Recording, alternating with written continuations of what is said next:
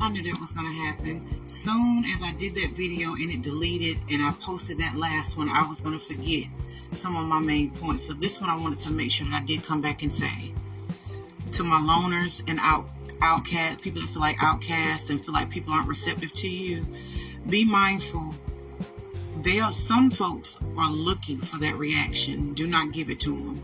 Some people are waiting for you to lash out, for you to get angry, for you to speak your whole heart. Some people are waiting for that moment. Do not give them that reaction. That's harder said than done, especially when you struggle with, your temper or being a very vocal person and candid when you speak.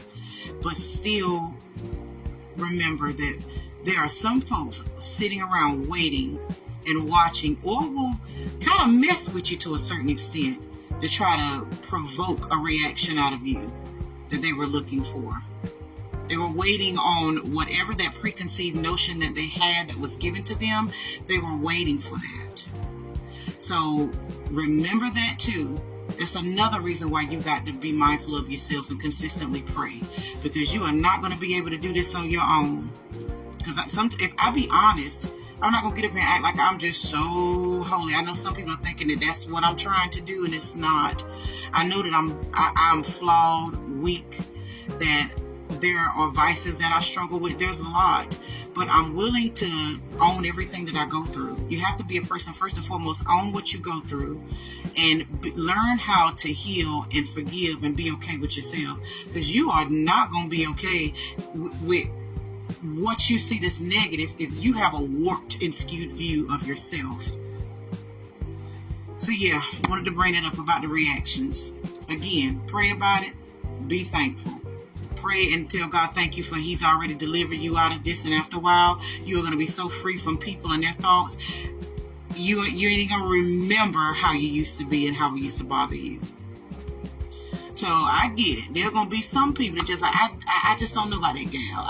There's something about that gal I just don't know. I ain't starting her. And they'll say that about me and to me. There are a lot of people that feel alone and feel like they have no one, feel like loners, feel like outcasts. And when they go into places, especially when they thought they would receive love or it would be reciprocated, and it's not.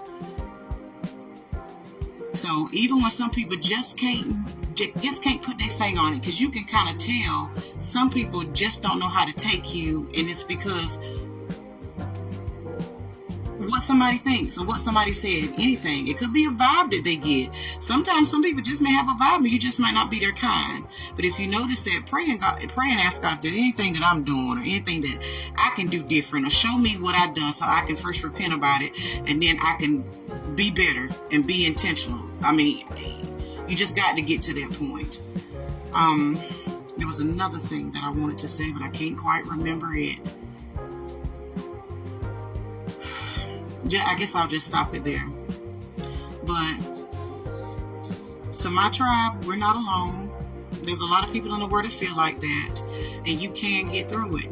You just got to be consistent, and I'm going to go forward regardless of who don't do what, who don't say what, who don't see what, who don't feel what. You got to understand that. So again, what you're feeling, you know, and so do the other people. Some people know what they're doing and the funk that they give out. But this time, you got to ask yourself, what am I going to do different? Get over pride and ego, because that's another thing too. Pride and ego will have you where you just wishing somebody would. And you got to be broken to yourself. There was one doctor years ago, and I asked her something about something that somebody had said or done. I said, "They don't bother you?" And she was like, I leave my pride and my ego at the door at my house before I come home. Walk out of my door and come to practice medicine. Everybody's not going to be happy with me, but she was like, I left my pride and my ego. I left it at the door. I sat it down. Some of us, we too old to feel like we're being punked.